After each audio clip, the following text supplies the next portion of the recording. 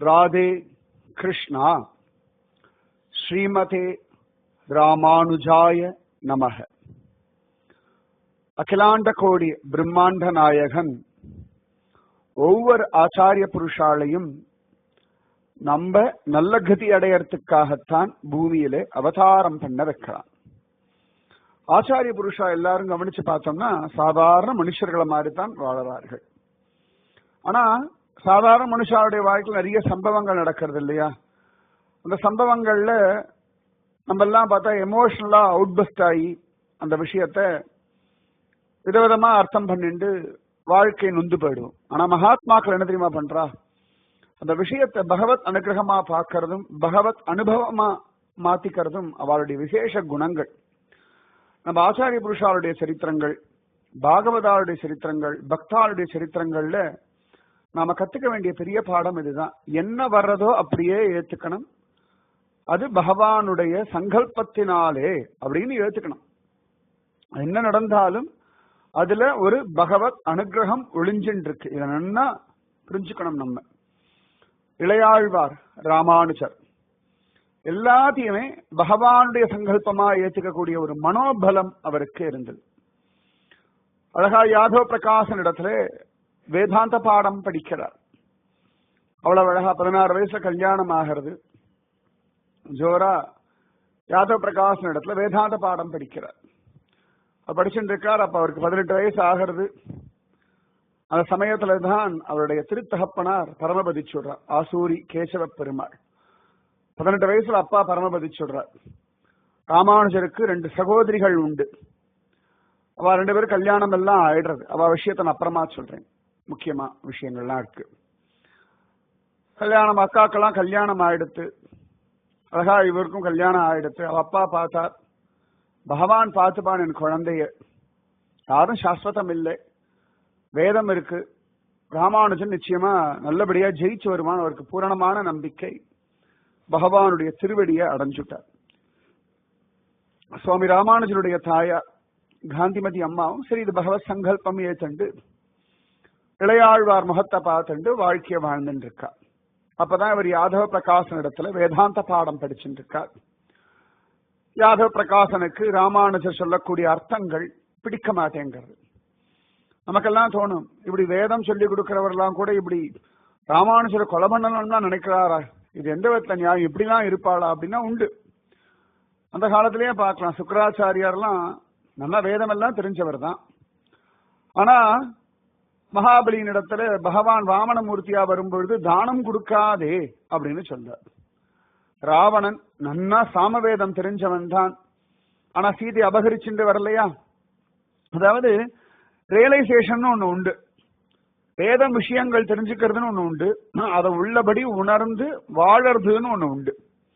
அதனால இந்த மாதிரி நிறைய பேர் இந்த வேதம் தெரிஞ்சவர்கள் இவாள்லாம் கூட சமயத்துல தவறான வழிகள்ல வாழறது அப்படின்றது காண கிடைக்கிறது.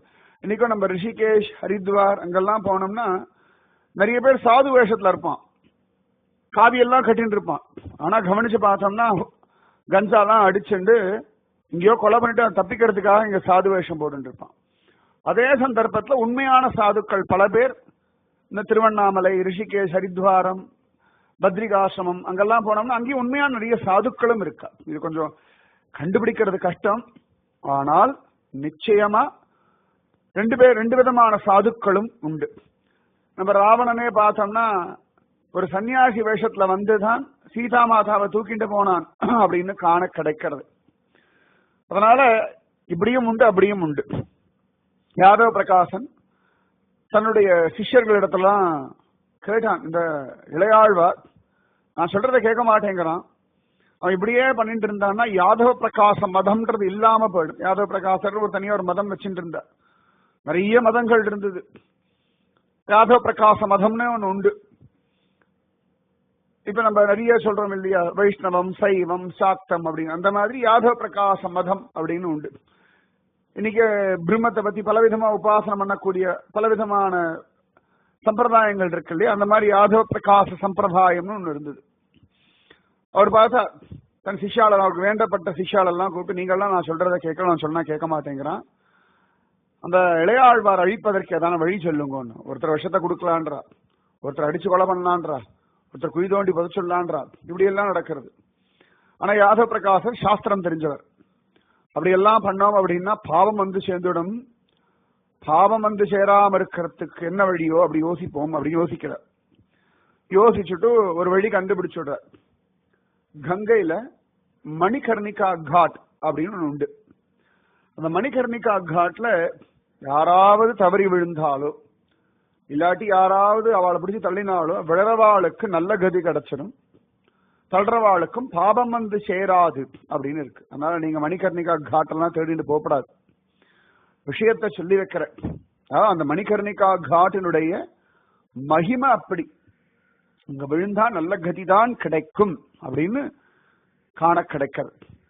அதனால யாதவ பிரகாசன் காசி யாத்திரை போகலாம் அப்படின்னு சொல்லி தீர்மானம் பண்ணி இந்த மணிகர்ணிகா காட்டுல அழகா காட்னா படித்துறை அதுல ராமானுஜரை தள்ளி விட்டுடணும் அப்படின்னு தீர்மானம் பண்ணிட்டான். உடனே ராமானுஜரிடத்தை சாதாரண பேசக்கூடிய ஒரு சிஷ்யனை கூப்பிட்டு திரும்பி ராமானுஜன் நம்ம இடத்துல வந்து பாடம் படிக்க சொல்லு அப்படின்னு சொன்ன உடனே இந்த மாதிரி நீங்க எல்லாமே ரசிக்க வர இல்ல, நீ வந்தா நன்னா இருக்கும் சொல்லி கூட்டுண்டு வாங்குன்னு சொல்லி ராமானுஜர் திரும்பியும் வேதாந்த பாடத்துக்கு அழிச்சுட்டு வந்துட்டார். அழகா ராமானுஜர் கோவிந்தர் எல்லாரும் படிச்சுட்டு இருக்கவெல்லாம் பிளான் பண்ணிட்டா. சரியா மாக ஸ்நானத்துக்கு, மாக ஸ்நானம்னா இப்ப நம்ம மாசி மகம்லாம் வருது இல்லையா, இந்த சமயத்துல கங்கையில ஸ்நானம் பண்ணா விசேஷம் அப்படின்னு சொல்லி கிளம்புறார்கள். ஜோரா கிளம்புறா. அப்போ ராமானுஜருக்கு ஒரு 21 வயசு இருக்கும் வச்சுக்கோங்களேன்.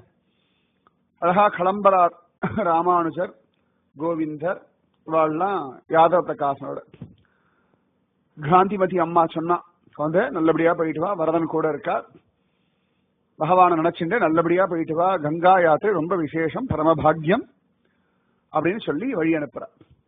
அந்த காலத்துலலாம் கங்கா யாத்திரைன்றது ரொம்ப பெரிய காரியம். ஏன்னா நடந்தே போவார்கள். இந்த காலம் மாதிரிலாம் கிடையாது. நடந்து நடந்து நடந்து போய் கங்கையில ஸ்நானம் பண்ணிட்டு திரும்பி போயிட்டு வரணும். கிட்டத்தட்ட ஒரு 2-3 மாசம் ஆகும் வச்சுக்கோங்களேன். சுவாமி ராமானுஜரி வாழ தை மாசம் கிளம்பி மாசி பங்குனிக்கு அப்புறமா திரும்பி வர மாதிரி ஒரு பிளான். பல மாசங்கள் நடந்து போயிட்டு பல தேசங்கள் கடக்கணுமே. எங்க இருக்கு காஞ்சிபுரம், யோசனை பண்ணி பாருங்க. இங்கேந்து இத்தனை தேசங்கள் கடந்து காசிக்கு போய் அங்க போய் கங்கா ஸ்நானம் பண்ணிட்டு திரும்பி வரணுவா. அழகா கிளம்பியாச்சு. அவ அங்கங்க நிறைய பேர் வாழ சேர்ந்து கூடி கூடி பேசுறா. இளையாழ்வார் இது எதையுமே கவனிக்கல. அவர் பாட்டுக்கு ஆஹா கங்கையில தீர்த்தமாட போறோம், பகவானுடைய திருவடி அலம்பின ஜலம், பகீரதனுடைய மூதாதையர்களுக்கு சத்கதி கிடைச்சது கங்கையில தான், இப்படின்னு கங்கா மகாத்மிய விஷயங்கள் இருக்கு இல்லையா, அதை ஸ்மரணம் பண்ணிண்டே போற. கங்கா, காயத்ரி, கோவிந்தன், இந்த சப்தம் எல்லாமே ரொம்ப விசேஷம். கங்கா ஜலம் ஆத்துல இருந்தாலே அதுக்கு ஒரு தனி மகாத்மியம் இருக்கு இல்லையா. அதனால அந்த கங்கை ஸ்மரணத்தை நினைச்சுட்டே போறா. ஏன்னா கங்கா புத்திர தானே பீஷ்ம பிதாமகர். அவர் சொன்ன விஷ்ணு சஹஸ்ரநாமம் எல்லாம் சொல்லிண்டு, பகவத்கீதை எல்லாம் சொல்லிண்டு ஒரு யாத்திரை போறோம் அப்படின்னா அப்படியே அந்த பகவத் சிந்தனையோட போகணும். அது எப்படி போக முடியும் அப்படின்னா உத்தமமான பாகவதர்கள், ஆச்சாரிய புருஷா இவர்களோட போனோம்னா அது யாத்திரையா இருக்கும். அழகா இளையாழ்வார் இப்படி நினைச்சுதான் போறார். ஆனா கோவிந்தர் பார்த்தார், என்னடா இவா நம்ம 2 பேர், எங்க 2 பேரையும் மட்டும் ஒதுக்கி வச்சுட்டு மற்றவாள்லாம் கூடி கூடி பேசுறா, இல்ல ஏதோ விஷயம் இருக்குன்னு அவருக்கு ஏதோ புரி தட்டிட்டு. எல்லாம் பகவான் காட்டி கொடுக்கறா வச்சுக்கோங்களேன். பகவானே தியானம் பண்றவாளுக்கு சுத்தி வர என்ன நடந்தாலும் சுவாமி பார்த்துப்பார். இளையாழ்வார்க்கு இதை பத்தி ஒரு கவலையும் இல்லை. அவர் கங்கா ஸ்மரணையிலேயே ஓடின்னு இருக்கா. அப்ப கோவிந்தர் ஒருத்தன் அவர் கூட படிக்கிற ஃப்ரெண்ட் இருப்பான் இல்லையா, கிளாஸ்மேட், என்னடா அது எல்லாரும் கூடி கூடி பேசிட்டு இருக்கள், என்ன விஷயம், என்னையும் எங்க அண்ணாவை மட்டும் கூட சேர்க்க மாட்டேங்கிறாள், நாங்களும் தானே வந்துட்டு இருக்கோம் அப்படின்னா, அதெல்லாம் ஒண்ணு இல்லடா, உங்ககிட்ட சொல்லப்படாதுன்னு சொல்லியிருக்காடா அப்படின்னு. உடனே வச்சிருச்சு, என்கிட்ட சொல்லக்கூடாத அளவுக்கு என்னடா பெரிய விஷயம் அப்படின்லாம் சொல்லி எப்படியோ விஷயத்தை கறந்துட்டார். இளையாழ்வார கொல்றதுக்காகத்தான் இந்த கங்கா யாத்திரை. எப்படி இருக்குன்னு நினைச்சு பாருங்க. நெஞ்சு பதறது. ஆனா வெள்ள காட்டிக்க முடியாது, அண்ணாவை காப்பாத்தணும். அதே சந்தர்ப்பத்துல இந்த விஷயங்கள் எனக்கு தனக்கு தெரிஞ்சுடுத்துன்னு மற்றவாளுக்கு தெரிஞ்சிடப்படாது. என்ன ஒரு கஷ்டம் பாருங்க. கோவிந்தர் மனசுக்குள்ள அப்படியே வாங்கி வச்சிருந்தார். பகவானே, எனக்கு தெரியாது, எங்க அண்ணாவை காப்பாற்ற வேண்டியது வரதா உன் பாடு, உனக்கு தான் தெரியும். வரதராஜா, நீ தான் காப்பாற்றணும் எங்க அண்ணனை. எனக்கு ஒன்னும் தெரியாது, எந்த சமயத்துல எப்படி நான் அவருக்கு சொல்ல போறேன், அவர் எப்படி இந்த கூட்டத்தை தப்பிக்க போறார் அதுவும் தெரியல. ஏன்னா 2 பேர் போயிட்டு இருக்கா, பல பிரதேசங்கள் கடந்து போறா. விந்தியமலை பக்கத்துல போகும்போது விஷயம் தெரியறது. இப்ப இவ இறங்கி ஓடவும் முடியாது, இவாளே அடிச்சு கொண்டாலும் கேட்கறதுக்கு ஆள் கிடையாது. இப்ப என்ன பண்றதுன்னு தெரியல. ஆனா வரதனை தியானம் பண்ணார். வரதா கிருப பண்ண. ஏன்னா வரதன் கிட்ட ராமானுஜருக்கு அதிப்பிரீத்தி. காஞ்சிபுரம் வரதராஜனாச்சே, வரம் தரும் ராஜனாச்சே, மாசுச்சன் வருந்தாதே அப்படின்னு கைகள்ல எழுதி வச்சுட்டு இருக்கிற வரதராஜனாச்சன் வலது கையில வருந்தாதே அப்படின்னு சொல்லக்கூடிய ஒரு சுவாமி யாருன்னா வரதன் தானே. தேவ பெருமாளே, தேவராஜா, வரதராஜா கிருப பண்ணுன்னு பிரார்த்திக்கிறார். எனக்கு தெரியாதுன்னு பிரார்த்திக்கிறார். என்ன வேணா வரட்டும், அழுது ஆர்ப்பாட்டம் பண்ணி புலம்பி டென்ஷன் ஆகி ஒரு தீர்மானம் கிடைக்காது, ஒரு தீர்வு கிடைக்காது. பகவான தியானம் பண்ணோம்னா எப்பேற்பட்ட விஷயமா இருந்தாலும் தீர்வு உண்டு. சரியா? அழகா அப்படி போயிட்டு இருக்கா. விந்தியமலை காடுகள்ல அப்படி போயிட்டு இருக்கா. அப்ப மலமூத்திர விசர்ஜனத்துக்காக அழகா ஒதுங்குறா எல்லாரும். அப்ப எதிர்ச்சையா அழகா கோவிந்தரும் இளையாழ்வார் ஆகிய ராமானுஜரும் ஒரு இடத்துல அப்படி ஒதுங்கிட்டா. தனியா அவ மட்டும். கோவிந்தருக்கு பார்த்தா, ஆஹா, இதை விட நல்ல சந்தர்ப்பம் வாய்க்காதுன்னு சொல்லிட்டு மூத்திர விசர்ஜனம் பண்ணிட்டு சுத்தி பண்ணிட்டு வேகமா அழகா முன்னாடி வந்து வர வழியில மணல்ல எழுதி வச்சுட்டார். அண்ணா, இந்த யாத்திரை உங்களை கொலை பண்றதுக்காக, தயவு செஞ்சு இந்த கூட்டத்தை விட்டு விலகி போயிடுங்கோ அப்படின்னு எழுதி வச்சுட்டு ஒரு முன்னாடி போய் கூட்டத்துல சேர்ந்துட்டார். ஏன்னா இவர் சேரல அப்படின்னா 2 பேர் சந்தேகம் வந்துடும், தேடி பிடிச்சிருவாளோன்னு பயம். அண்ணாவை காப்பாற்றணுன்றதுக்காக எழுதி வச்சுட்டு போயிட்டார். சரி, இவர் எழுதி வச்சாலும் ராமானுஜர் படிக்கணுமே, அது எப்படி நடக்கும்னா வரதன் கிட்ட பிரார்த்தனை பண்ணார். எனக்கு தெரியாது, சந்தர்ப்பம் கொடுத்தது நீ, எழுத வச்சது நீ, அண்ணாவை பார்க்க வைக்க வேண்டியது நீ, அண்ணாவை படிக்க வச்சு அவர் அந்த கூட்டத்திலிருந்து விலக்கி காப்பாற்ற வேண்டியதும் உன் பொறுப்பு. பகவான் மேல நம்பிக்கை வச்சா தோத்து போக மாட்டோம். நம்பினார் கெடுவதில்லை 4 மறை தீர்ப்பு. ஆச்சரியமா எழுதிட்டு அந்த பக்கம் போய் சேர்ந்துட்டார். ராமானுஜர் இப்படி வந்தார். இளையாழ்வார், யாரும் மணல்லாம் எழுதி வச்சிருக்காளே நம்ம பாஷையில அப்படின்னு படிச்சார். துக்கி வாரி போட்டது கோவிந்தருடையதான கையெழுத்துன்னு தெரிஞ்செடுத்தோம். கண்கள்லாம் கலங்கி போயிடுத்து. ஒரு பாடம் சொல்லி கொடுக்கிற ஆச்சாரியன், ஒரு குரு ஸ்தானம்னு வச்சுக்கோங்களேன், ஒரு படிப்பு சொல்லி வேத பாடசாலை வாத்தியார், உத்தமமான குரு ஆச்சாரம் இந்த மாதிரி பண்ண மாட்டார். ஆனா வேத பாடசாலைகள் குருன்னு சொல்றோம் இல்லையா, இப்படி போய் கொலை பண்ணணும்னு நினைச்சா என்ன பண்ண முடியும்னு பார்த்தார். சரி, ஏதோ பகவான் வழி விட்டுருக்கானேன்னு சொல்லி எந்த இடத்த வாழலாம் கூட்டமா இருந்துட்டு திரும்பி அங்க வரணும்னு சொல்லியிருக்காளோ அதை விட்டுட்டு வேற வழியில ஒரு போக ஆரம்பிச்சுட்டார். இளையாழ்வா இவெல்லாம் காத்திருந்து காத்திருந்து பார்த்தார்கள், வரல. கோவிந்தர் கிட்ட கேட்டா, எங்கப்பா இளையாழ்வார் ஆளை காணோம், தெரியலையே, அச்சுச்சோ காணமே காணமே அப்படின்னு தேடுற மாதிரி நடிக்கிறார். ஏன்னா மாற்றின்றப்படாதேன்னு அவருக்கு. அப்போ அவர் சந்தோஷம், வரதா அண்ணாவுக்கு காட்டி கொடுத்துட்டாய், அண்ணாவுக்கு வழி தெரியாது, பத்திரமா கொண்டு போய் சேர்க்க வேண்டியது உன் பாடு. நம்புங்கோ, நிச்சயமா உங்க நம்பிக்கை தோத்து போகாது. உங்க குழந்தையா இருக்கட்டும், கணவனா இருக்கட்டும், மனைவியா இருக்கட்டும், யாராவனா இருக்கட்டும், உங்களுக்கு வேண்டப்பட்டவாளா இருக்கட்டும், அவ ஏதான இக்கட்டுல மாட்டின்னு இருக்கா, இல்லாட்டி தப்பான வழிகள்ல மாட்டின்னு இருக்கா, அவளுக்கு ஏதான ஒரு சிரமமா, பகவானே காப்பாத்து, உன்னால முடியும், எனக்கு தெரியாது, இதான் சரணாகதி. எனக்கு தெரியாது, நீ காப்பாத்து, உன்னால முடியும்னு ஒப்படைச்சுட்டேன்னா சுவாமி வழி காட்டிதானே ஆகணும். நமக்கு வழி காட்டுறதை விட சுவாமிக்கு வேற ஒன்றும் வேலை கிடையாது. கரெக்டா? அழகா இவர் உடனே தேடுறார். எல்லாரும் பார்த்தா நிறைய பேருக்கு சந்தோஷம். அப்ப யாதவ பிரகாசங்க அவள்லாம் சொன்னா, சில சிஷ்யாலாம், நல்லது சுவாமி, இந்த விந்தியமலை காடு ரொம்ப அடர்ந்த காடு, இந்த கோர மிருகங்கள்லாம் உண்டு, அது எங்கேயா மாட்டின்னு இருப்பார், நமக்கு பழி பாவமும் வராம போயிடுத்து, சந்தோஷம் அப்படின்னா. இவாள் ஆனா வெளி காட்டிக்கல. யாதவ பிரகாஷ், ஆமாமான வெளி காட்டிக்கப்படாது அப்படின்னு சொல்லி தேடுற மாதிரி தேடி கொஞ்ச நேரம் கழிச்சு எல்லாரும் சரி நம்ம போவோம் அப்படின்னு சொல்லிட்டு போறா. என்ன ஆச்சரியம்னா கோவிந்தருடைய மனசுதான். அண்ணா சித்தனையை எழுதி வச்சுட்டு அண்ணா காப்பாற்றப்படணும்னு நினைச்சுண்டு தான் அவரோட போனா இவாள் சந்தேகம் வந்துடும் தெரிஞ்சுண்டு கொலகார கூட்டத்தோட தனி ஒருத்தரா பிரயாணம். என்ன தைரியம்! இந்த மாதிரி இருக்கவாளை நம்பிதான் சொன்னா, தம்பி உடையான் படை கஞ்சான் சொல்வா தெரியுமா? எப்படி அழகா ராமனுக்கு ஒரு லக்ஷ்மணனோ அது போல ராமானுஜருக்கு ஒரு கோவிந்தர். இவன் அந்த பக்கம் அப்படி நடந்து வேற வெளில போயிட்டு இருக்கா. இளையாழ்வார் காட்டுல அங்கங்க சுத்துறா. ஒன்னும் வழி புலப்படல. அடர்ந்த காடு, திக்கு தெரியாத காடு. இப்படி வந்து மாட்டின்றேனே அப்படின்னு பாக்குறார். ஓன்னு அழுக வரது. ஏன்னா பயத்தினாலே ஒண்ணு இல்ல. இப்படிதான் கூட மனுஷா இருப்பாளா? உலகத்துல பெரிய துக்கம் எதுன்னா, யார ரொம்ப நம்புறமோ அவ நமக்கு திடீர்னு துரோகம் பண்ணும்போது அது தாங்கக்கூடிய சக்தி நமக்கு கிடையாது. அப்ப உடனே அழறார். அப்ப உடனே மனசுல வரதன் தான் ஞாபகம் வந்து, வரதா அப்படின்னு. வரதா, எனக்கு ஒன்னும் வழி தெரியலப்பா, எனக்கு ஒன்னும் தெரியாது, வரதா தேவப்பெருமாளே தேவராஜா அப்படின்னு மனசுக்குள்ள பிரார்த்திச்சின்றார். திருக்கட்சி நம்பிகளை நினைச்சின்றார். ஏன்னா அவரெல்லாம் வரதனுக்கு வேண்டப்பட்டவர் இல்லையா? அப்படின்னு நினைச்சுட்டு கால் போன போக்குல போறார். வழி தெரியலையே, என்ன பண்ண போறேன் அப்படின்னு. அனன்யா சிந்தையந்தோமாம் ஏஜனா பரியுபாசத்தே தேஷாம் நித்யாபியுக்தானாம் யோகக்ஷேமம் வகாம்யகம். பகவான் கீதையில அனுகிரகம் பண்றான்.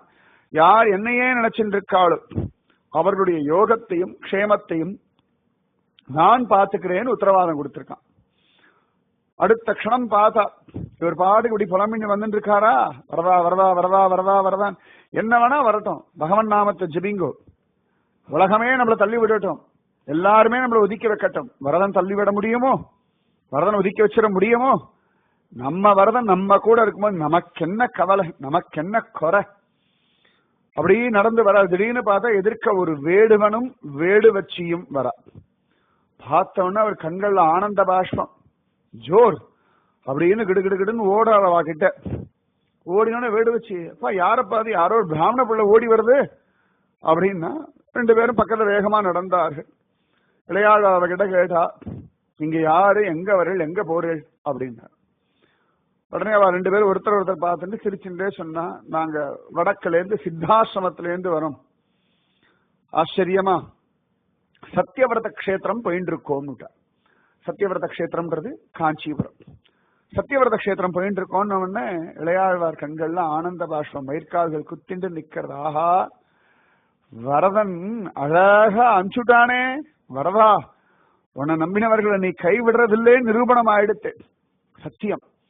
சுவாமி நம்மாழ்வார் முதல் பாசுரம் சொல்றார், உயர் வர உயர் நலம் உடையவன் எவனவன், மயர் வரம் மதிநலம் அருளினன் எவனவன், அயர்வரு அமரர்கள் அதிபதி எவனவன், துயரரு சுடரடி தொழுது எழு என் மனனே. என் மனசே, எல்லா விதமான துயரங்களையும் அறுக்கும்படியான திருவடியை தொழுது எழுன்றார்.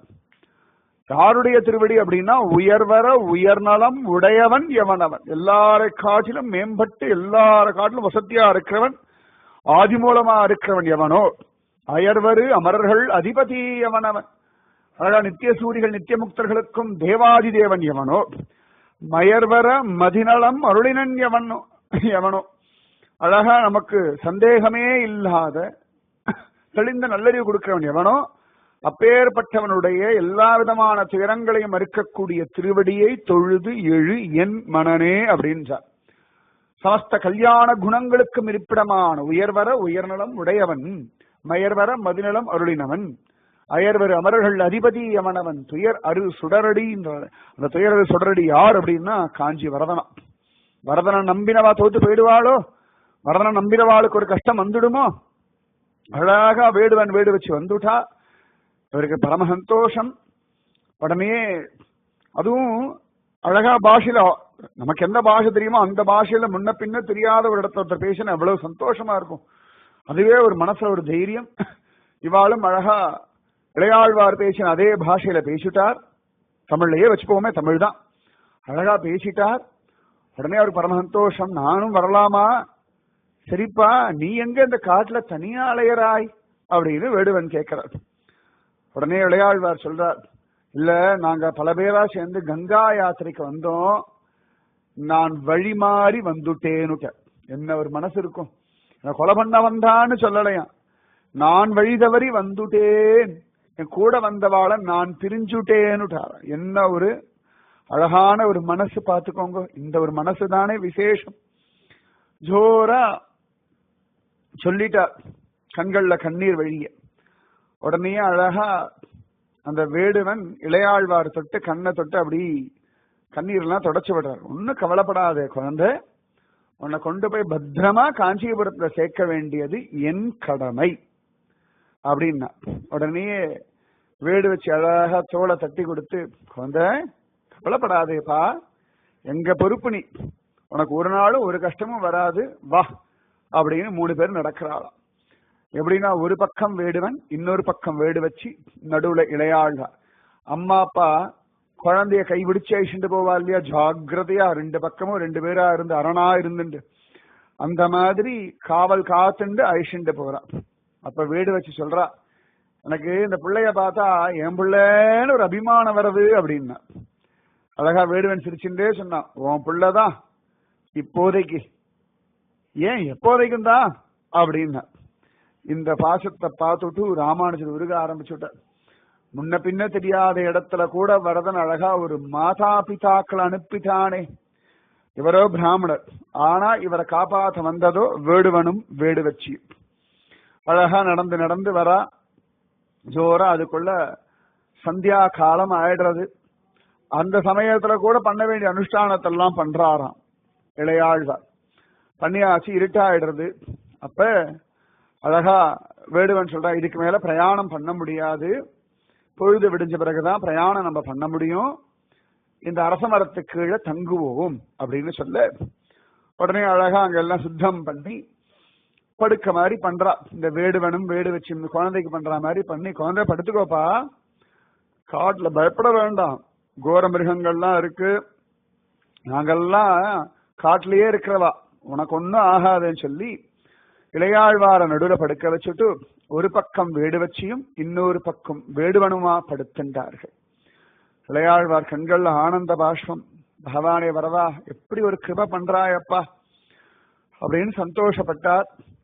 அப்படியே கொஞ்சம் கொஞ்சமா இருட்டாகிறது. ராமானுஜர் வழி நடந்த கலப்பு வேற, இவா அப்படி பண்ணிட்டாளேன்னு மனசு கவலை வேற. இத்தனையும் தாண்டி பகவான் அனுகிரகம் பண்ணானேன்னு ஆனந்தம், பிளெஸிங் இன் டிஸ்கைஸ் இல்லையா, அது பிரத்யக்ஷமா இளையாழ்வார் பார்த்தார். அப்ப வேடு வச்சு சொன்னார், ரொம்ப தாகமா இருக்கே, கொஞ்சம் ஜலம் இருந்தா தேவலையே அப்படின்னா.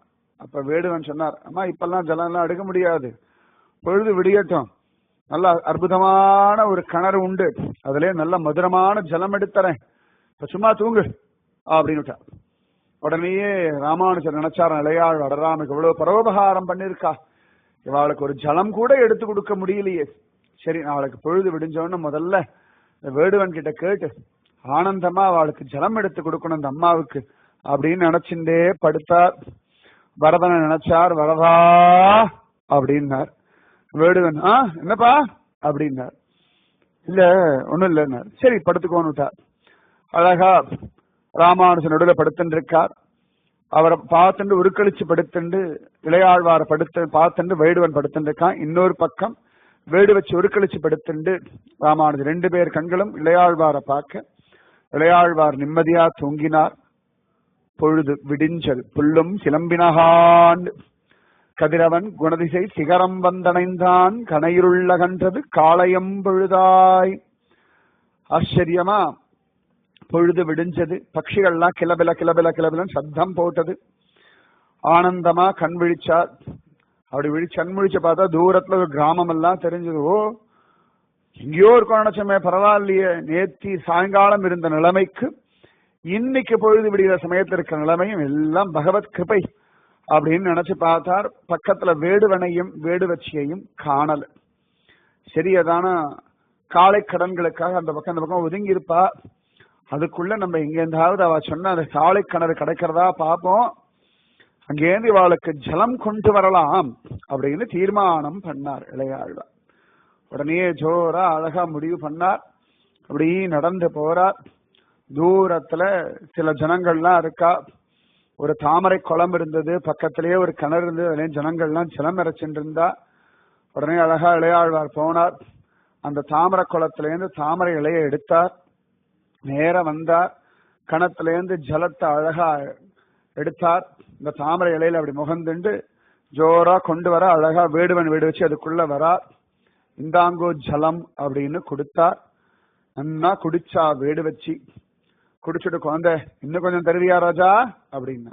தோமா ஓடினார். திரும்பவும் 2வது தடவையும் ஜலம் கொண்டு வந்தார்.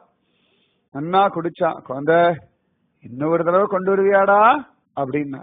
உடனே திரும்பியும் இளையாழ்வார் ஓடினார். ஜலம் கொண்டு வந்தார். ஆனா அதுக்குள்ள வேடுவனும் வேடுவச்சியும் மறைஞ்சு போயிட்டார்கள். இவருக்கு ஒண்ணுமே புரியல. தேடி தேடி பார்க்கிறார், கத்தி கத்தி பார்க்கிறார், ஒன்னும் பதில் இல்லை.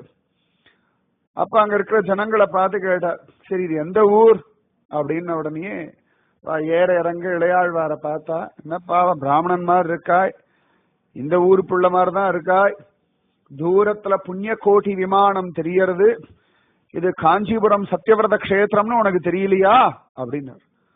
ராமானுஜருக்கு ஒரு க்ஷணம் ஒண்ணுமே புரியல. என்னது காஞ்சிபுரமானார். ஆமாப்பா அதோ பாரு புண்ணிய கோட்டி விமானம் தான். இன்னைக்கு அந்த இடம் இருக்கு. அந்த இடத்துக்கு பேரு சாலை கிணறுன்னு பேரு. அந்த தாமரை குளமும் இருக்கு. இன்னைக்கும் அங்க தாமரைகள் பூத்து மலர்ந்து இருக்கு. அந்த இடத்துலேருந்து பார்த்தோம்னா அழகா காஞ்சி வரதராஜன் கோவில் நன்னா தெரியும். ஆச்சா இவருக்கு ஒண்ணுமே புரியல. அப்ப வகிட்ட கேட்டாங்க, வேடுவன் வேடு வச்சு யாரா நிக்கிறத பாத்துக்கலான்னார்.